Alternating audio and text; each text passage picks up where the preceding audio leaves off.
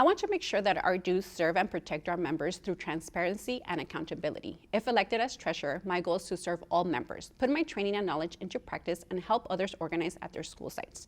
Rank and file members deserve clear, honest explanations in plain language about how our money supports organizing, contract enforcement, and legal defense when educators are targeted. Transparency builds unity, and unity wins contracts.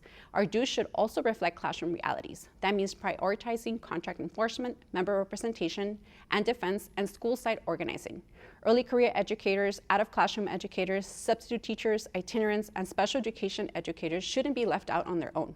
As a school psychologist, I know how important the role of support staff is for teachers, students, and our communities.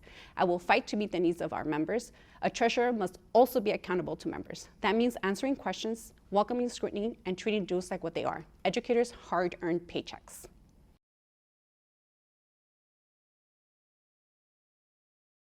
The biggest threat to our union is our current administration and their attacks on education. We need to stand strong and fight united against the destabilization of our communities. The high cost of living in Los Angeles, the ICE raids, and systemic oppression all create unsustainable living conditions that create problems for students in our classrooms.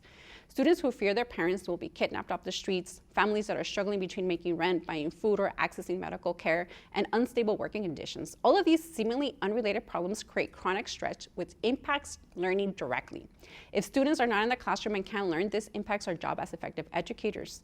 And if our students are not regulated and supported emotionally, educators will continue to face that challenge in the classroom, whether it is through low attendance, behavior dysregulation, social emotional difficulties, or learning problems. And when educators constantly feel this stress, they cannot show up consistently and be engaged members in our union. With my background in school psychology, I can directly support the needs of our members due to these stressors.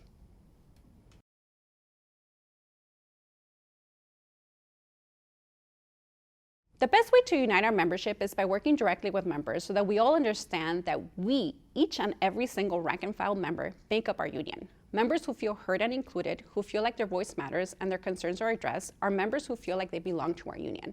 Understanding the lived experiences of our members, as well as helping members understand what our true collective power is in our organizing, results from having direct and honest conversations, acting in accordance with our principles, and being there for members when they need us most. Ultimately, this can look like having difficult and uncomfortable conversations at times, especially when we disagree, and yet working together collectively by focusing on our common concerns and identifying who are we fighting against, which is not each other. I will make sure that our members understand that they will not be othered simply because they disagree with the decision, but instead I will welcome that member so that we can have a direct and honest conversation and so that we can move forward together.